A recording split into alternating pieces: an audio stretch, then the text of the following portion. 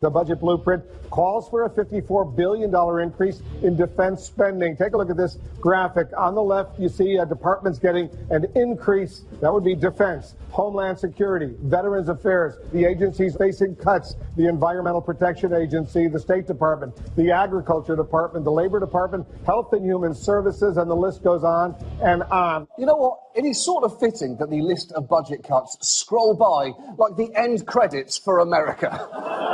Thanks for helping us out, Agriculture Department. Hope you find a gig with the next country that rises from our ashes. And while this budget is very unlikely to pass in its current form, it is worth taking just a few minutes to look at it. Partly because it gives us a clear sense of our president's priorities, but also because it gives us a chance to get to know yet another one of the Trump administration's key characters. Because we've met most of them by now. There's Steve Bannon, a wealthy former Goldman Sachs banker who somehow constantly looks like he just woke up on a park bench after losing custody of his children. There is Kellyanne Conway, the brave survivor of a terrorist attack she completely made up.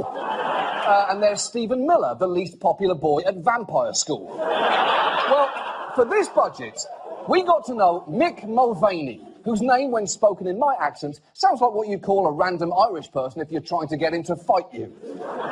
He is the director of the Office of Management and Budget, and I'll let him give you just a glimpse into the highly scientific process by which he put this budget together. We came at it, actually wrote the budget by going through the president's speeches, going through the interviews he had given and talking to him directly and finding out what his priorities were. We took those words, those policies, and turned them into numbers. Yeah. Basically, Mulvaney treated Trump's past statements the way Trump treats women, randomly singling out a few of them and then reducing them down to numbers. But that cannot have been easy when you think about it, because translating the noises that come out of Trump's face into hard policy prescriptions is almost impossible. Take this statement on military spending. You're going to make the country rich again and strong again so that you can afford it, and so you can afford military and all of the other things. I don't know what that was. To be honest, it sounds like the audiobook of A Farewell to Arms broadcast by an iPhone submerged in hot coffee. But apparently Mulvaney heard increased defence spending by $54 billion because that is what he's proposing. And as for the budget's funding for nuclear weapons, they presumably have their basis in statements like this one. Putin has built up their military again and again and again. Their military is much stronger. He's doing nuclear. We're not doing anything. Our nuclear is old and tired, and his nuclear is tippy-top, from what I hear. Again, I don't know how you turn that into policy. Let's trickle-dickle some money bunnies into our boom-boom budget. We're aiming for tippy-top people, because remember, we're talking about the most lethal weapons in the history of mankind. So if we can, tippy-top. Now, that apparently means a $1.4 billion increase for the National Nuclear Security Administration, while cutting the Department of Energy's overall budget by $1.7 billion. But to be honest, I can't be certain, because I don't speak fluent toddler psychopath. Now, these cuts have made headlines for their severity, but no one can say they're surprised by who is on the receiving end of some of the worst of them. For instance, his 31% cut to the EPA is really just making good on some pretty clear words. Environmental protection, what they do is a disgrace. Every week they come out with new regulations. They're making it impossible. Who's going to protect the environment? We'll be fine with the environment. We can leave a little bit, but you can't destroy businesses. We can leave a little bit of the environment. Specifically, this fish, this bit of crabgrass in Utah, and one of these meerkats. So, don't get too attached, one on the right.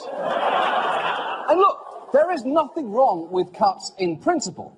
But with budgets, as with haircuts, it's where and how you cut that matters. And believe me, I say that as a grown man who had bangs on national television for 7 years.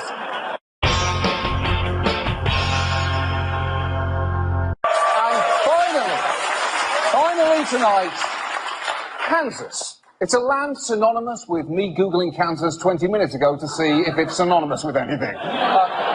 Turns out mainly wheat and tornadoes that blow away their wheat. Anyway, Kansas is in a bit of trouble these days, budget-wise. The state of Kansas is broke, extremely broke. Job growth in Kansas lags behind the rest of the country. Moody's has downgraded the state's credit rating. And the state Supreme Court recently ruled that Kansas had been unconstitutionally underfunding its schools. Okay, that's horrible. Children in Kansas should not be deprived of a quality education because of budget shortfalls. They should be deprived because of the strict, unyielding religious beliefs of their school boards. That's the Kansas way. But luckily, the state of Kansas may actually have a little cash coming its way from an unexpected source. The state of Kansas soon going to start profiting from porn. Yes! Kansas porn. Finally! I've got so many ideas for the titles. Little Fuckhouse on the Prairie. Cornfield cornholing. Cream of wheat. Or maybe you go the whole Wizard of Oz thing and swallow the yellow dick's load. Yes. I'm good at this. I'm good at this. Yeah. Just out of interest, how exactly is Kansas in the porn business? Hundreds of adult toys are sitting in this Kansas City warehouse. They are up for auction online. The owner of a string of adult stores in that state didn't pay his taxes. He owes the state about $160,000. The state said he could still sell his merchandise to pay off his debt. Okay, so Kansas is only in the porn business because the owner of this chain of sex toy stores, the Bang chain, didn't pay his taxes. And I've got to say, even by sex toy store standards, that is one seedy-looking establishment. And also, there are some incredible bargains for sale at this auction, like this Icicles brand transparent penis, described as not just elegant, upscale and handcrafted, but also hand-blown, which is incidentally the single classiest euphemism I can possibly think of for masturbation. Or you could also get this pair of 50 Shades of Grey You Are Mine metal handcuffs, which you are frankly going to need to resuscitate your love life after the 50 Shades movie kills your sex drive. Jamie Dornan is not my Christian. Hashtag not my Christian. Now, in fact, if I may address our viewers in Kansas right now, there is only one problem with this auction, and that is that the current bids only total $38,000, and yet you are owed over $160,000 in taxes. So you need to start thinking about this like a charity auction and overpay for things that you clearly do not really need. And do not give me the whole, but John, I don't need a Dr. Laura Berman brand remote control panty pleaser. I already have 3. That's not the point, Kansas! You're not buying it for yourself, you're buying it to cover your state's gigantic projected budget shortfall.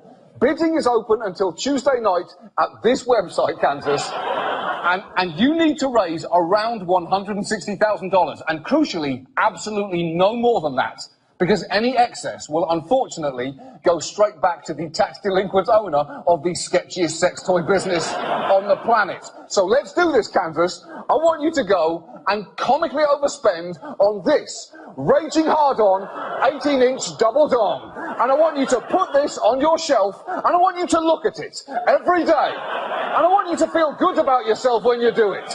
Because you inadvertently just helped fund K-12 education all across the state. All across the state. In fact, every time someone comes over to your house, I want you to take this off the shelf and frantically wave it around and tell them what you did. Do it, Kansas. Because while your state legislature has fucked you into this mess, this is your chance to go online and fuck yourselves out of it. Hello there, I'm John Oliver, host of Last Week Tonight. We are off the air this week because, to boost ratings on HBO, I plan to murder and dismember a friend of mine. Apparently that's how it works now. Anyway, this season, I'll do it. What are you applauding for? What are you encouraging? Anyway, this season, we've covered the tobacco industry, voting rights in the American territories, and our country's infrastructure. But right now, I'd like to talk about a serious problem, April Fool's Day. April Fool's Day is to comedy as St. Patrick's Day is to Irish culture. That is to say, it is a mockery of the very concept that usually ends in a fist fight. But you may not know that April Fool's Day was actually invented by FDR in 1934 as a way to raise national morale during the Great Depression. April Fool! That's not true at all. I made it up. You trusted me and I betrayed that trust. I betrayed you. Isn't betrayal fun? That felt bad, didn't it? Well, now, I want you to sit in that terrible feeling for a moment. Because you may have been laughing on the outside, but on the inside, admit it, you were sad. Now, well, first of all, welcome to my brain. Second of all, I'm sorry I did that to you. That was a prank. And pranks are terrible. Anyone who claims to be excited for April Fool's Day is probably a sociopath. Because what they're really saying is, I cannot wait to hurt the people close to me. I can't wait. And if you want to break your family's hearts, don't play a mean trick on them. Just ask them for money for another improv class. Do it, done. And you can do that any time of year, and you will shatter them. Now, not to mention, we don't need a special holiday to disappoint our loved ones. We do that enough on every other holiday by accident. OK, Nana, when are you going to yell Christmas fools and give me my real present? This sweater is an abomination. But that being said, I want to help you have the best April Fool's Day ever. So close your eyes right now. Do it. Close them. And visualise the greatest practical joke you can possibly imagine. And now, never do that thing you thought of, ever. Don't even tell anyone you thought of it. You're a monster. In fact, let's do this properly. Everyone watching this, please raise your right hand and take the last week tonight no prank pledge. Repeat after me. I solemnly swear that on this April Fool's Day, I will not post a fake engagement photo on Facebook like some kind of arsehole.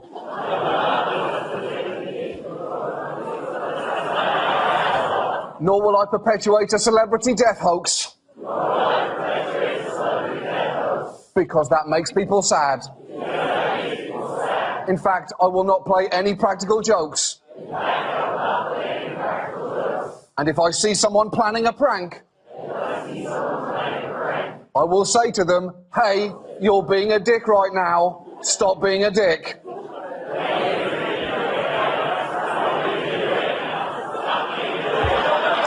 So we'll go back. Say to them, hey, you're being a dick right now. Stop being a dick. Stop being a dick. Seriously, stop being a dick. Thank you very much for taking the last week tonight no prank pledge. Hopefully, with your support, we can restore the original meaning of April the 1st, the day we traditionally look at our calendars and think, oh shit, I really have to do my taxes. Oh shit. Last week tonight, we'll be back next Sunday with an all-new show. Till then, thank you for watching. Hello there. Today, I'd like to speak specifically to Facebook users, but before I do, I'll give you a moment to close out of your ex-boyfriend or ex-girlfriend's profile page. By the way, you're not imagining it. They are absolutely happier than they have ever been. So let's begin. Now, for the last few years, variations on this privacy statement have been making the rounds on Facebook, as many of you seem to believe that posting it prohibits Facebook from owning the content that you post. Unfortunately, you might as well be posting this picture of a sloth revealing a woman's cleavage, because it would grant you literally the same legal rights. You see, posting these statements is meaningless, no matter how serious their language may be. One of the more popular versions begins with the sentence, I do declare the following. Now, let me stop you right there. And this is important.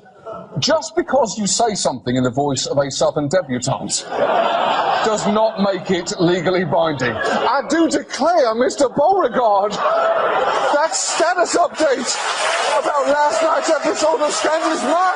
Man alone! I declare it! Other versions cite the Rome Statute, a treaty that established the International Criminal Court. So, it's quite irrelevant to social media, although I will agree that posting too many pictures of your ugly baby should be a crime against humanity. But not only that, a few of the messages being shared misspell it as the Rome statue, implying that your Facebook page is protected by Bernini's sculpture of David. And it's not. It's not. The point is, posting that message will accomplish nothing. But that's not because wall posts don't override terms of service agreements, or that Facebook doesn't own your content in the first place in the way the mainstream media would have you believe. It's because the only true way to protect your content on Facebook is by posting this video. Yes, the one that you are currently watching, starring me, John Oliver, as is clearly stated in the Social Media Profile Copyright Act of 1934. Section 6, subsection 2E, paragraph 4, the contents of one's social media profile, be it updates or status, Twitterage, Instagramming or photographs shared in a face-based book, shall be protected if and only if one posts a video of a television personality declaring it as such. Said personality must be British man, occupying a late-night weekend time slot on pay cable, must have had at least one booty tweet ignored by Liam from One Direction, at least one, must have a lifelong paralysing fear of starfish. Holy shit! Sit down! Sit down! And also must have lost his virginity at the age of 26 to the Grease 2 soundtrack. Check, check, check, and checkity check. So, just to be clear, I am the most powerful legal weapon available to you. Use me wisely, and then, and only then, you may get back to your ex's profile page. And you're right, their life without you is an unending parade of absolute joy and fulfillment. Farewell, Facebook. Farewell. To hear these migrants and refugees being called lazy, considering how hard many of them have worked to reach Europe in the first place. You really want to talk about lazy migrants? I'm a lazy migrant. I left the country by airplane, and the only things I was escaping were fog, public indifference, and an almost certain future as the turtle of Prince Harry's entourage. I didn't want to be Royal Turtle. I didn't want to be Royal Turtle. Oh, ow. Ouch, indeed. Ouch, That's no all right, let me get him introduced. Yes, All right. okay. Okay, go ahead. Last week Tonight with John Oliver is never far behind when it comes to satirizing the news. The show is in its second season. It has been renewed for 2 more. John Oliver, welcome back to Studio 57. It's a pleasure to be back in Studio 57. Are you aware of what's going on between the two of them? Oh, I'm aware what's happened between the 3 of you all the time. There is an elegant tension every morning. I love it. So here's what Fortune's 40 under list, of which you're on, and the Vanity Fair new establishment says, Oliver has established himself as perhaps the most disruptive journalist on television. They're interesting. Okay, stay with me. Okay, I'm with you. I'm back. First of all. Journalist, first of all. Right, so that's... Journalist. That's secondly, disruptive. Right. How do you plead? To disruptive, I prefer that word, and I hate that word. No, I'm not a journalist at all, obviously. Obviously, I'm a comedian. And am I a disruptive comedian? I think comedians are, by their nature, disruptive. So, yeah. Yeah, but you're not taking obvious subjects. You're not satirizing newsmakers as much as you are taking subjects that other people aren't addressing. Yeah, so we kind of forced ourselves into that corner because we're at the end of the week, so we're last to the buffet anyway, so why not pick the items on the buffet no one else is interested in. So in fact, it's not last week tonight, it's very much not last week tonight. It's something that has kind of perennially happening always. So are you aware of this thing called the John Oliver effect? Okay, let me just read you a couple things before you groan. Yeah. A month after your story on bail, New York City Mayor Bill de Blasio announced he will ease policies for low-level offenders. That's one. Okay. After your rant on U.S. territory rights, a judge cited the episode in her court decision on a class action case brought by Guam citizens over a tax refund. And this is my last one. Yeah. Your famous net neutrality segment got the public to react so strongly, John, it crashed the FCC web. So, does this... Website. I've crashed The the web. website, the I crashed, website. no, I crashed the whole web. The website. The whole web, the whole web website. went down. Yeah. You know what I mean. But Yeah. is it intimidating to you, or is it something you said, I can't wait to get in there? No, because I ignore all of that. So the Do you? ripple effect after the show has nothing to do with us. Once we've done the show, we're finished. And I would argue that we had very little to do with any of those things. I think there were some of those things we were, like bail, Yeah. I think was in the process of changing, and we were just shining a light on the problems towards the end of that process. But you're shining a light on the absurd public policy, some absurd public policy. Well, there are a lot of absurd public policies to shine lights on. Yeah. So yes, that is generally what we look towards, is things that have not been covered too much, but that are inherently ridiculous. So And why there's have you decided to shine a light on our sex talk that we have On here? your sex talk? Yeah. Well, Yeah. I mean, we haven't been giving you enough We material don't so lately. much shine a light on it as your sex talk shines a light outwards and catches the eye. You're welcome. So yes, this is Charlie covering his face like a bashful French girl. You know, he's so bashful about sex. He's so bashful about sex. That's right. He's such a retiring violet, Charlie. John, even you're he cracking needs up. a fan. Mr. Darcy, I am undone. I've never heard Charlie Rosenor described as a French girl. Just the Charlie's many things. The image of that is really funny. Really funny. So how do you take on politics? I love watching your take on let's stay politics. with sex. Yeah. Oh, Where are you going? wow. Why are you changing the discussion? Here we go. Sex, let's just say this. Sex we approve, we're in favor. You're in favour. That's good. That's right. It's a nice way to get up in the morning. There's much more sexual tension here than there is with whatever Matt Lauer's doing. I don't know what he's dressed up as today. I'm guessing it's a giant carrot of some kind. No, he's Charlie Rose. She's Nora O'Donnell. These are our costumes. This is Exactly, it. yeah. This is it. You were saying. Yeah, the politics. I love your take on politics in this country, John. Do you and your writers get behind the room and say, I can't believe he said what? Well, we kind of stay away from, we kind of get to that. We get to, I can't believe he said what, once we've started looking at the story. So we tend to start with the story and then look at people's reactions to it.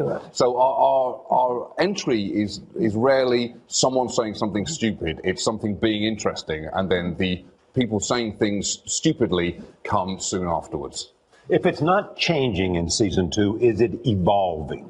It's definitely evolving. I feel like we're getting a little more stable in how we do things. We're changing our process a bit. We're trying to do things a little more long form. Occasionally, we set up a church this year. Yes, so that involved To collect donations. Yeah, exactly. Yes, so to collect that donations. involved To a make back money. and forth relationship for about 7 months with an Shining the light on the U.S. tax.